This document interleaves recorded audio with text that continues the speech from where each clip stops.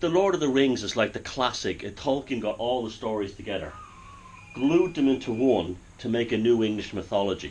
The reason why you English folks don't have mythology is because your ancestors were genocided by the Normans. It's incredible, but do you ever hear a thing called the Harrying of the North? William the Conqueror decided he'd had enough of the English, and he basically exterminated them through a starvation program and basically robbing their lands. And that's why you guys, like in Ireland, we have a fantastic and a vast mythology. You don't, because William the Conqueror wiped it out. It was lost, and that's why you very little folk music and stuff. It was taken from you. You destroy a people's archetypal background, then you have a clean slate. It's like an abusive relationship. Someone comes into an abusive relationship, they slap you around, they tell you you're stupid every 5 minutes. They say you can't do anything, you're useless money, you're not attractive. Eventually, you might go, subconsciously, he's right, or she's right, and then they got you. And that they do that on the major levels as well. They destroy the history and they destroy the past. Or they change it. And they change it. So, again, the star, in the Power of Myth with this TV show, he uses Luke Skywalker. Very much comes into it, and he talks about he meets a vagabond, and that would be, what was his name? Han Solo, the vagabond. And you've got that in Tolkien kinds of ideas as well. They don't show it, but there's a character called, it wasn't in the movie, called Tom Bombadil. He was like a sort of half human, half fairy, this kind of thing, and that's helping you step in, and it always follows the kind of a growth period and then a collapse into darkness. But the collapse into darkness is the shadow being dealt with. Now, this is, if you, any prospective writers or songwriters or anything, this is a very good thing for you to learn, because by learning about mythology, you're getting yourself a fantastic framework to target the subconscious of your potential audience. And you'll get in there, and they'll remember it more because it resonates with these feelings that our ancestors carry inside us, that we've carried for centuries inside us. So you have this idea of someone you don't trust at first, and then they become the hero. Han Solo, he was in a pub, wasn't he, in the film or something like that, and he was a smuggler. Aragorn, where did they meet him? In the Prancing Pony. But he turned out to be the king of Gondor, and they just thought he was just like a bum, like a traveller kind of thing. But he grows as well. He's almost like the seed that grows with you. It's to teach you about having good allies, having good partners, good comrades on your side. And as they grow, you grow. And you get power, they get power. And this is how our ancestors told stories. But then there's other sides to mythologies. Now, one of the reasons you should not let your children watch Disney films, other than maybe the adult ones, which are kind of fun, is because they've robbed the original stories and changed them. Like, for instance, people in Ireland were terrified of fairies. They made no distinction between demons and fairies. I mean, the old folks were absolutely petrified by them. Horrified. And the idea, then Tinkerbell comes along in Disney, and she's a seductive, like, sexy little fairy, and she's like this archetypal sex kind of object. Well, the real fairy of that in Ireland is a thing called the Leannan She. The Leannan She is a woman who comes into the life of an artist, and she's gorgeous, and they have fantastic sex, and then she just sucks the life out of him and dies after she becomes his muse. So comes into the life, they have a fantastic romantic relationship. Oh, I have the most beautiful woman.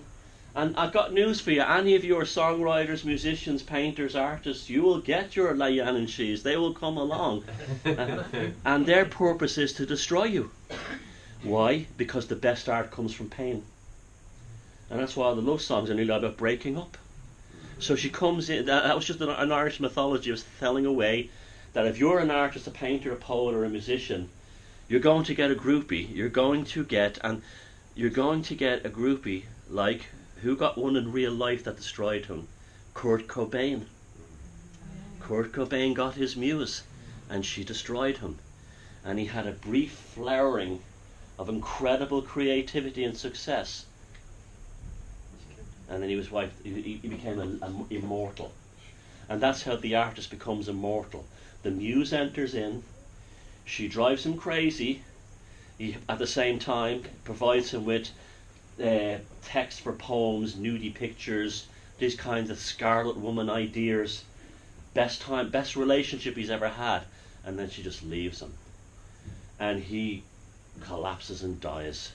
And and we've seen that in real life. How many friends have we had that were painters, artists, poets, and then this woman came into their life, not putting down women get a different thing altogether, I'll talk about that later. They get the knight, and he ends up ruined, but he does some great work before the end. And that's an idea of how mythology can be reflected in real life. Taking this further to the kind of literary world, there's an Irish writer called James Joyce. He's probably considered the greatest writer in the English language. And he wrote a book called Ulysses. And Ulysses was a book that took place in Dublin in 1904 on one single day. And it was a story of a Jewish salesman called Leopold Bloom. And on the surface it sounds like a very simple story. He's an advertising salesman. He lives in the city, and he goes through his day. Some people might make passive-aggressive remarks to him, this kind of thing. Snide remarks, openly slag him off, really hurt his feelings. And what's happened is, these are all the mythological characters from the original Ulysses in the Greek myth, but brought into 1904 Dublin. So it starts off with him going to a funeral of a fella called Paddy Dignam, and they're going out to the cemetery, and they're in the coach, and the guys are joking about, like, are you sure you're going to be okay in here, Bloom, with all these crucifixes? Because he's Jewish, they're making fun of him. But I'm only slagging, but you know what they really say when they say, what I said yesterday, when people say, I'm only slagging, that's what you're getting, what they really think about you. And this is why mythology gives you all these things. And what's really happened with this man is, Leopold Bloom has a wife called Molly, and she's having an affair with a guy during the day while he's out working. And she's an opera singer. And she's having an affair with this guy called Blazes Boylan, who's a promoter.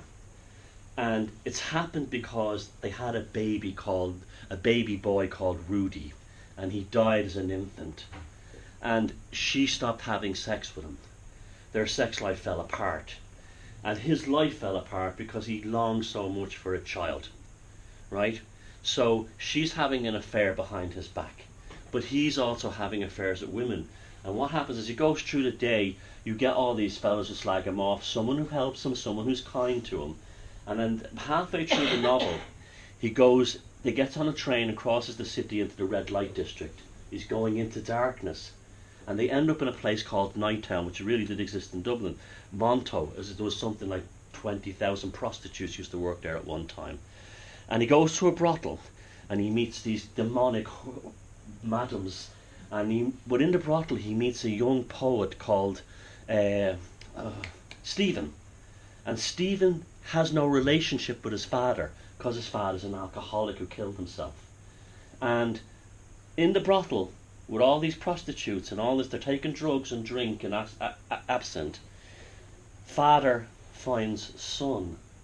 Son finds father. And it's resolved. And then the two of them walk back to his house. And they have this incredible discussion, and it would have been the discussion that Leopold would have had with his son Rudy, who died. Always wanted to have, they would talk about Greek philosophy, and they would talk about, they're both educated people, and Stephen is having the conversation with Leopold he would have never had with his father, because his father was a good man, but he had a terrible problem with drink, and he wasted money.